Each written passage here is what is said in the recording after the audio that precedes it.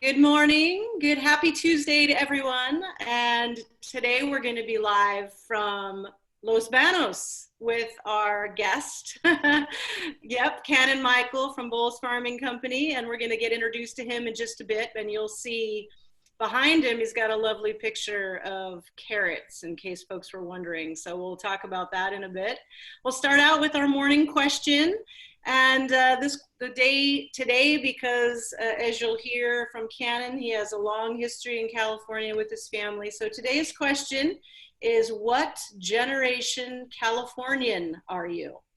So I'll go ahead and start. My name is Mary Kimball. I'm the executive director of the Center for Land-Based Learning. And my third great-grandfather and his cousin arrived in 1851 from Missouri. During the gold rush, and they stayed in the woodland area and then moved down to Hanford. But they were farmers, so I'm a sixth generation Californian. So we'll move to Joseph. I think you're next. Yes, good morning. My name is Joseph Montoya. I am the Farms Leadership Coordinator for the Sacramento Valley, San Joaquin Valley, and North State. I live in Sacramento, and I am third generation, I believe. So the grandparents sort of come from all over, on the one side from Texas and New Mexico, on the other side, a state called Chihuahua in Mexico, outside of a small town called Aguascalientes, and which means hot waters in Spanish. Haven't been there. You need to go. Oh yeah, and then on the other side as well, I have no idea. So there you go. But oddly, my parents, they're actually both born and raised in Sacramento. So there's that. Very good. Katie, you're up. Yes, good morning. I'm Katie Wortman. I'm in the Fresno Central Valley area, and I think on one side of the family, my great-grandparents came from the Azores Islands, so that's them, so that's like third.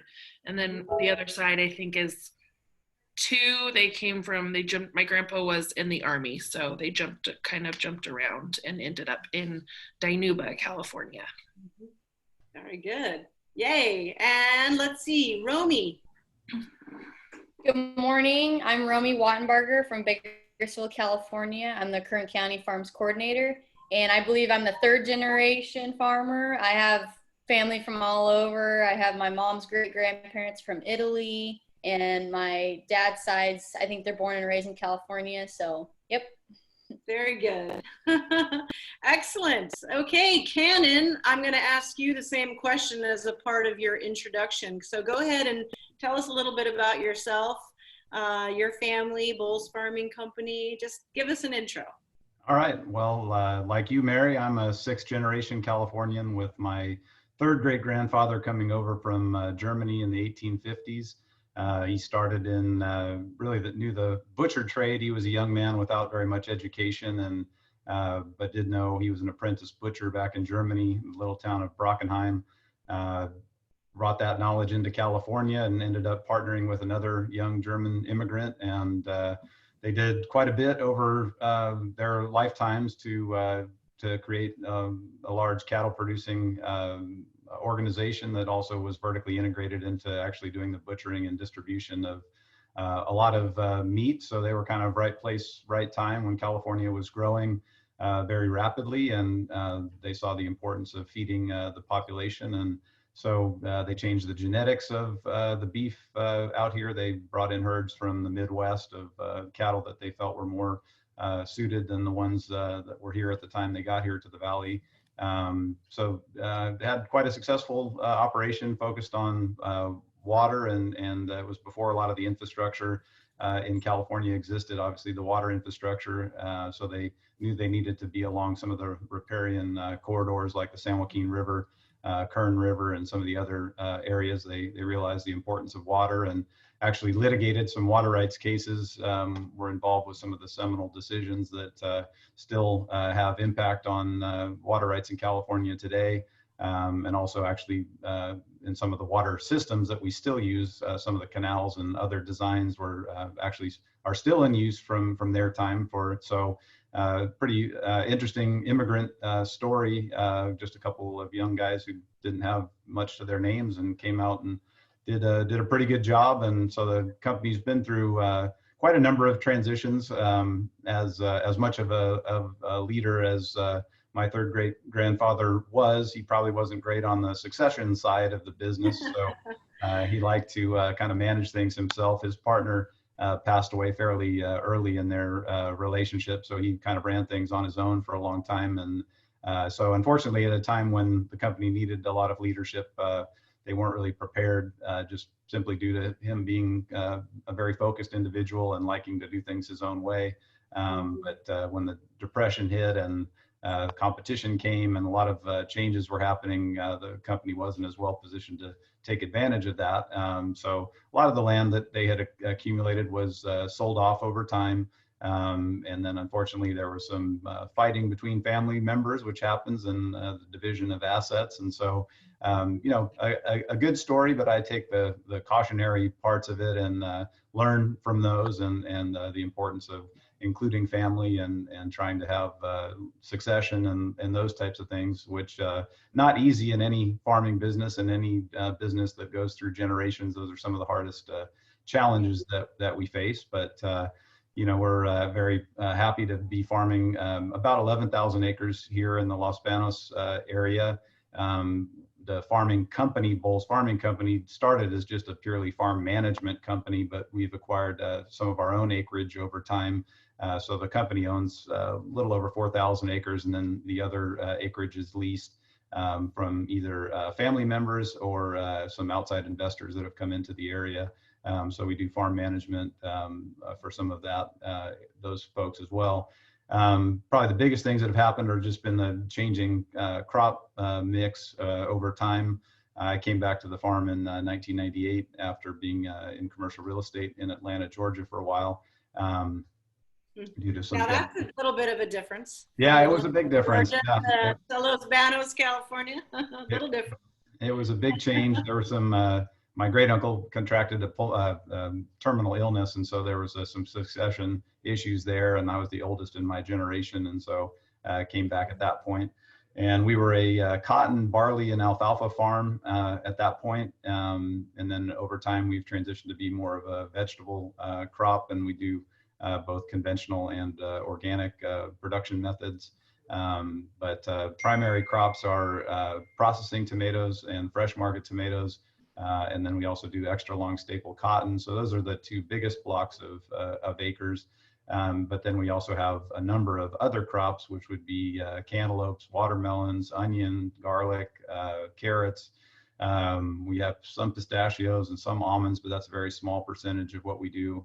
We do a variety of herbs for a partner here. So we do cilantro, basil, oregano, parsley.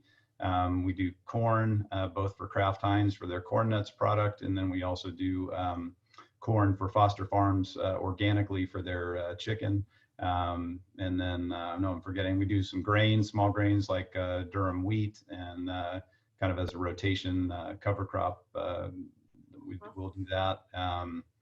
And then a host of other things here and there. We've done garbanzo beans to, we can kind of grow anything, but anyway, we're experimenting with a lot of things, mostly to try to find higher value crops. We've taken a lot of the alfalfa out of the rotation, just mainly because of the issues with dairy, and a lot of the nutritionists have found other ways to supplement the cows with different lower cost inputs. But as we face increasing costs of doing business here in California, we just have to keep looking to kind of specialize and do higher value where we can. So been in that transition over the past few years, which is a challenge in some ways.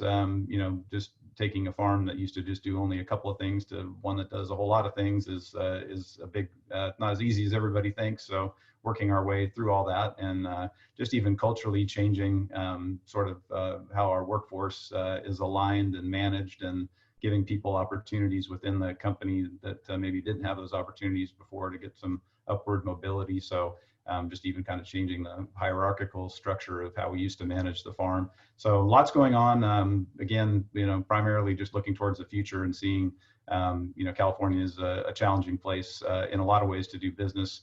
Not things that we don't think are the right things to do, but we sort of are leading the way. And when your competition, even within the United States, and then especially outside of the United States, is not doing those same types of things to protect their workers and protect the environment and all those things. And, the consumer still is wanting to buy things year round, and there's not much seasonality anymore. And so, unless you can do something very specific and special in California, it's going to be hard to be a low cost producer just based on the kind of regulatory climate. So it's all things that we don't have issues paying people good wages, and we want to do all those things. It's just really it's the competition from outside not doing those things, and people still rewarding those folks with dollars.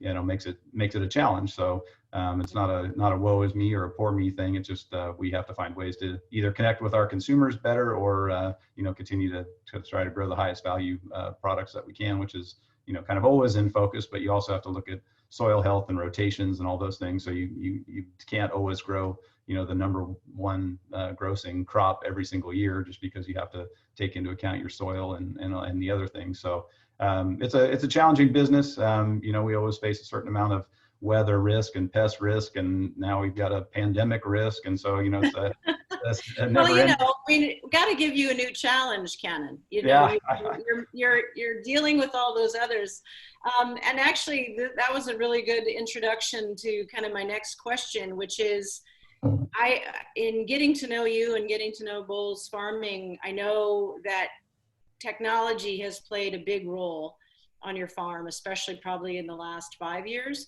And I know that a lot of our high school students and college students are looking at ways that they can get into the agriculture business from a technology side. And I would love for you to describe some of the things you've done on the farm, the kind of positions that you have, literally job titles that I have only heard at Bolles Farming Company, quite honestly.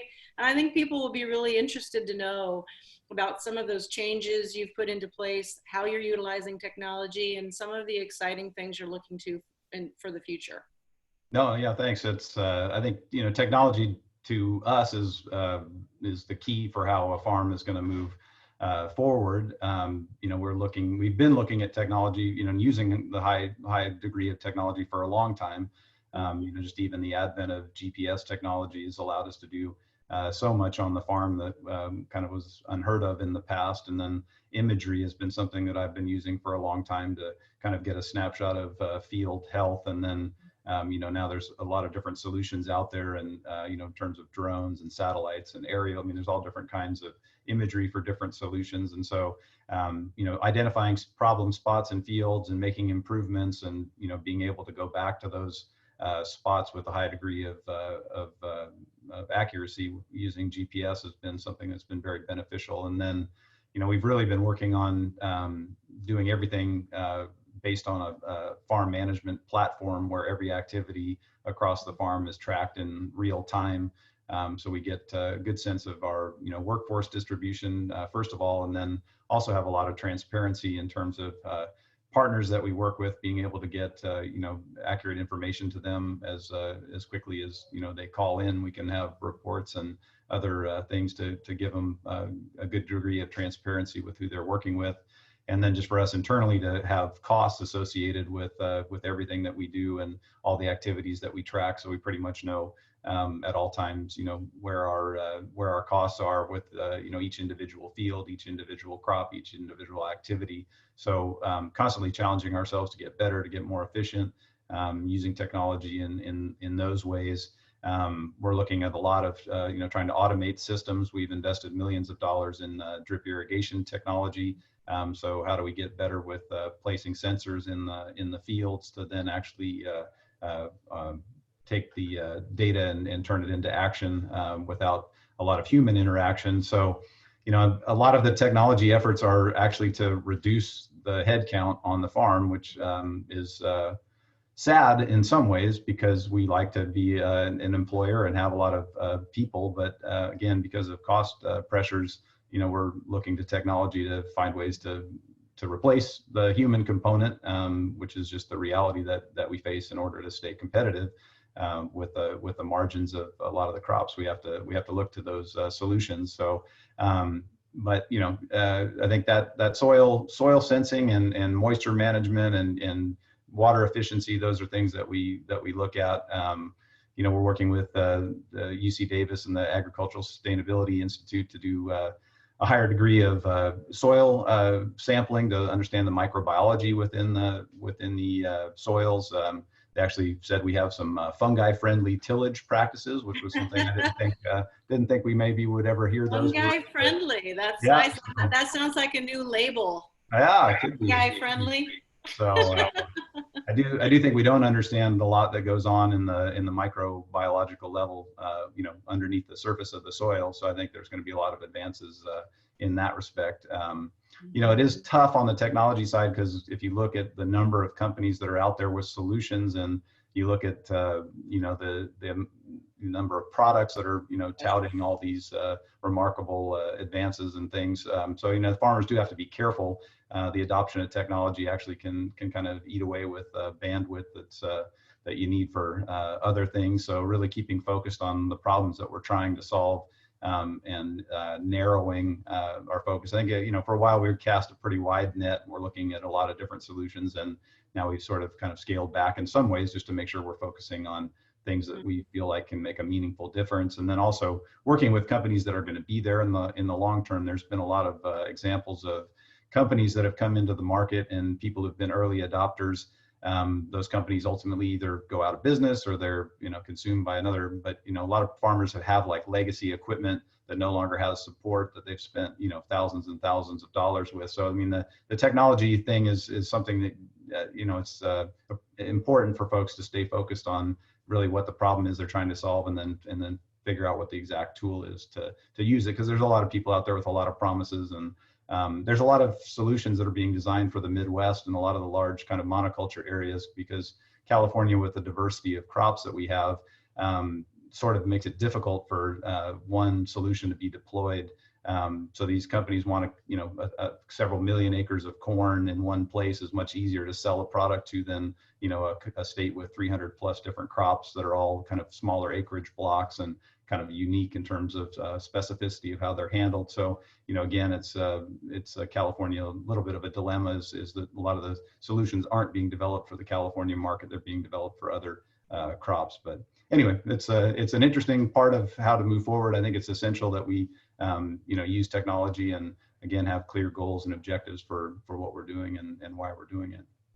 And remind me, I know you've got some interesting staff titles. Tell me some of those. I'm trying to remember what some of the. We've got our chief technology officer, who was he was an intern actually from UC Merced. So he came in and worked hard, and he actually now has an assistant. I'm sort of agnostic on titles. I think the new people can be the master of the universe if they want here. It's whatever kind of makes you feel good. But we did actually take an hourly employee who had some background in technology. He's actually the assistant to our technology officer, so he's doing a great job too. We also have a biologist on staff who's doing our native seeds program. So we're working on supplying native seeds for the restoration market, and working on that. So we've got milkweed and creeping wild rye and other things planted for restoration. I forgot that you guys are actually providing that seed, because that's actually how we met, right? Originally, is that Bowles Farming Company has been a leader in the state in terms of putting in wildlife habitat on your farm, and that's something that you pride yourself in, I know, Cannon, and really are, again, a leader around the state. Maybe, and we met because you guys hosted for many years our SLUES program, which is another program that's run by the Center for Land-Based Learning. and you got, and it was just such a great opportunity to connect with Audubon California and other leaders within the restoration world to connect with bulls. So maybe tell us a little bit about some of the projects you've done, and some that I know you're working on some for the future as well. So tell us about Yeah. that of the Yeah, farm. as far as the restoration stuff that we've done, so our farm sits in the Los Banos area. Just we actually are adjacent to the Grasslands wildlife area, wildlife management area, and then also the state and federal wildlife refuges. So really, the second largest contiguous wetlands in the United States is just within a stone's throw from the farm, and we actually manage 650 acres of wetland habitat adjacent to the refuge area. You know, ecologically, we sit in a very diverse area, and then we have a number of riparian corridors that run through the farm. And so it was actually sort of a little bit of an embarrassing story. How I got interested in it was that we actually were working with Audubon, and I had some biologists in my pickup truck, and we do have a lot of areas around the farm that we don't farm that are sort of these native, or I thought native vegetation. So we were looking at alfalfa fields for wildlife, waterfowl habitat during the nesting season, and then I sort of was going to show off and drive everybody around and kind of show them all this great habitat that we had. And as the further we went, the quieter everybody in the car got. And so finally I stopped and I said, you know, what's wrong? And they said, well, you kind of just showed us a bunch of invasive weeds and garbage. And so I was pretty embarrassed, you know, but again, I think it just speaks to, you know, sometimes you don't know what you don't know. And while I may be able to grow you a tomato or something else, I didn't necessarily know what was the right native vegetation to have on the farm and what we could be doing better. But I did find there was a lot of willing partners out there to kind of teach us and actually help us secure some grant money and you know, construct a pretty great project on the farm, and then was able to tie in with the Center for Land-Based Learning and the SLUES program, and kind of just capped off a great program that started back in 2012. And the project is still under development, but we've planted a lot of native species and trees. We took a special focus on pollinator component just to help address some of the bee health issues that we've seen throughout the industry. So a great project and a learning, very instructive to me. And then sort of through that whole process, just got interested in, you know, again, the native seed opportunities, you know, started a small native seed company here, see that there's going to be need for, you know, more pollinator species and, you know, more just seed into the market in general. There's only a few folks, and it's sometimes very prohibitively expensive. So we actually have some farmland that, you know, it was once native land that was turned into farmland, and some of it actually sort of still rebels against being a tomato field or a cotton field. And so decided to work with nature. Yeah, try to instead of fighting it, let it be a milkweed field or something like that. So kind of working that way as well. So it's been really encouraging and interesting. I think the valley is setting itself up for a lot of land use change over time with you know, Sigma and some of the groundwater extraction rules that are coming up. I think you're going to see a different farm landscape, but maybe some of that could be turned into productive habitat. Would be a good outcome if some land does have to go fallow. Of course, we don't want to see land go out of production because I feel like California is a valuable state to have agricultural production. But I think it looks pretty clear now that some land will be retired. But now it's the goal of how do we retire land in an intelligent way that you know, benefits the farmers who are not going to be able to farm it, and also benefits the environment by not having it turn into a dust bowl and maybe allowing it to be productive habitat.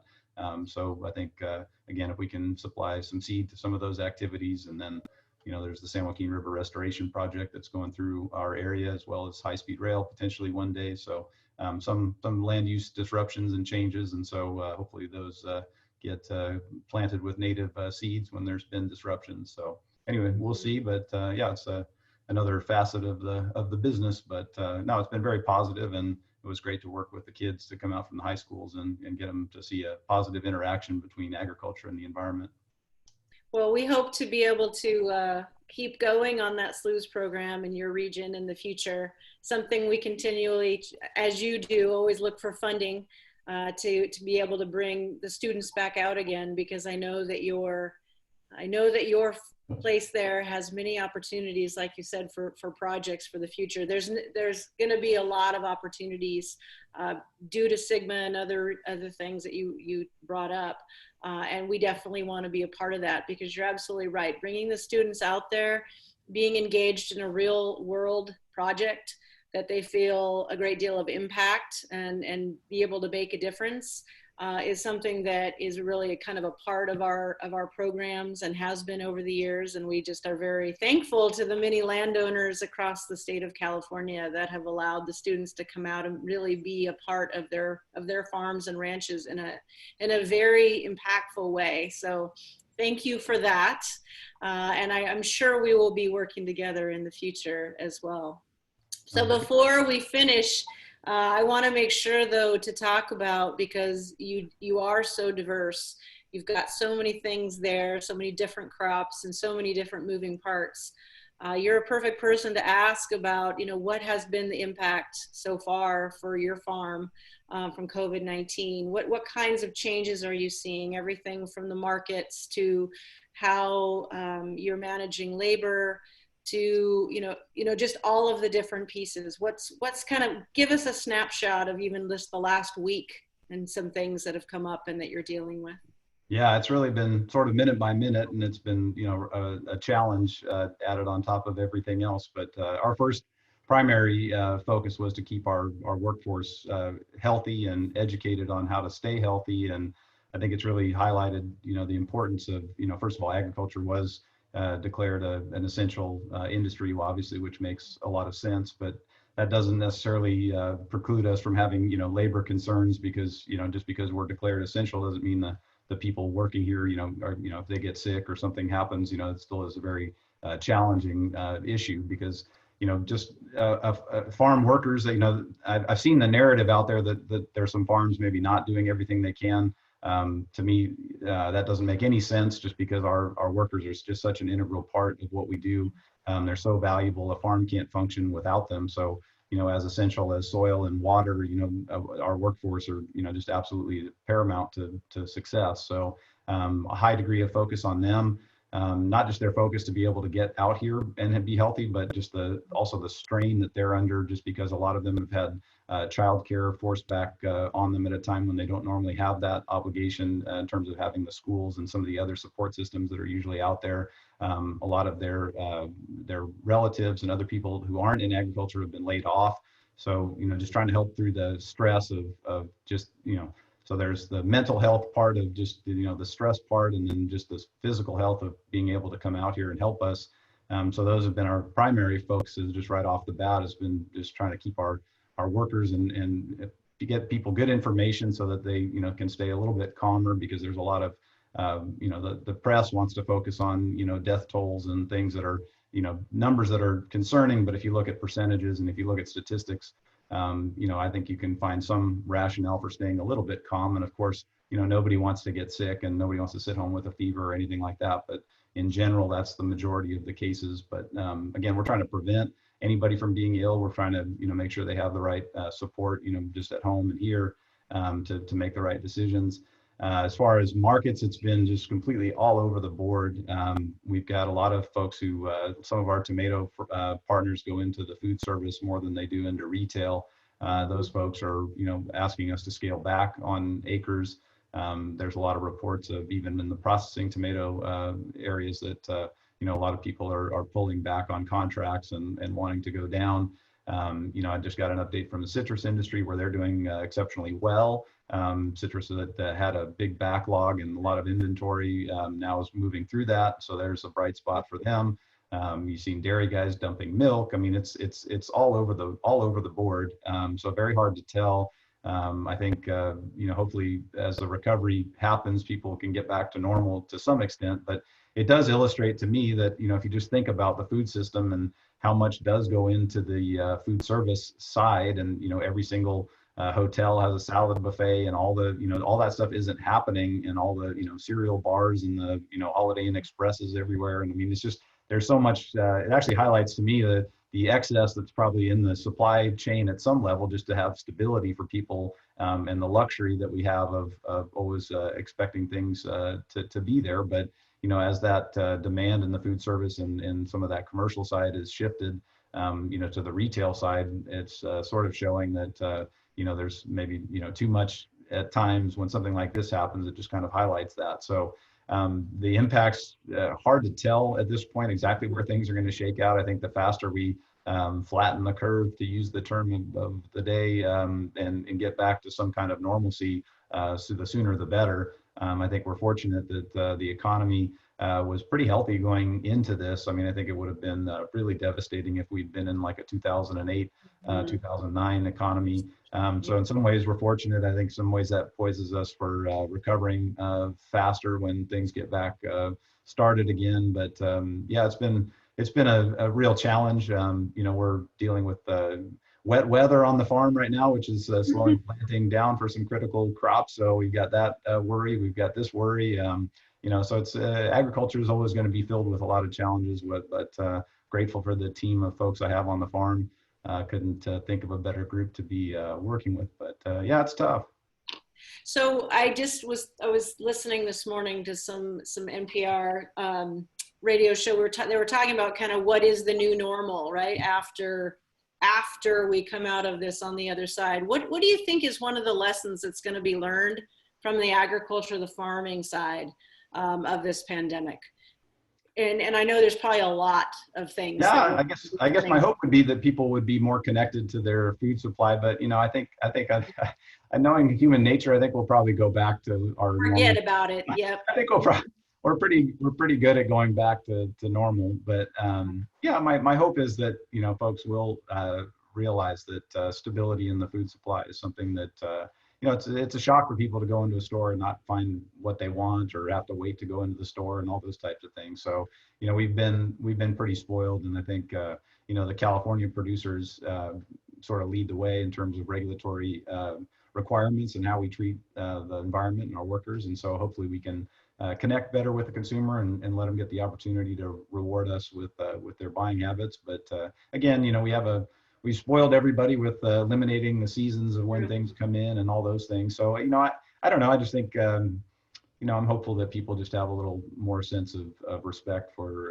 the essential industries that are out there, because we do rely on not just agriculture, but a lot of people are stepping up and taking risks. And it is a challenging time. It's interesting, but I know we'll get through it, and it's hopefully not too far off. I'm seeing some good data showing some couple weeks, at the most of maybe a month to get through this if we all do our part. So I'm hopeful, like always, the eternal optimist I think you have to be a farmer. So we're hopeful, and yeah, I just think hopefully people just get a sense of how fortunate we are, and are grateful for the stability that they have. The amazing food supply and supply chain. That's right. Well, that's a perfect way to end. And we didn't even get to water, Cannon. No, that's all right. Maybe we'll sign you up for another coffee talk in May, because we're going to be doing this all the way through May, to talk about water, because that's a whole nother area that is extremely important, and there's a lot to talk about. It's hard to do in half an hour. Any of these subjects, it's hard to do in half an hour, but it's great to graze the surface, and you have such an incredible background of knowledge on so many subjects. You are also very active on social media, and I want to say that as well, because we've been highlighting folks last week and this week that are active on social media and good networkers, because the folks that, our students out there, whether they're in high school or they're in college right now studying ag, they are looking for people like you to connect with. Cannon's handle on Twitter, is very active on Twitter, is @agleader. And I follow him, and I'm oftentimes learning something new from Cannon on a daily basis, something that he's highlighting or that he's retweeting. And so I really recommend everybody check him out. And I'm sure, and I know you're also on LinkedIn, and you are somebody who has always reached out to anybody to answer questions. You're very transparent, as you said before, any kinds of questions that are on the farm and about your business. We really appreciate that, and hope that the folks that are listening today and in the future, because this is going to go on our YouTube channel, will be able to reach out to you if they have questions in the future. So thank you, Cannon, for everything and your time this morning. Thank you guys for giving me the time. Really appreciate it, and happy to, like you said, happy to be a resource for folks. So anyway, Great. thank you. Stay Thank safe. you. Have a good Tuesday, everybody. See you All right. tomorrow. Take care. Bye. Bye.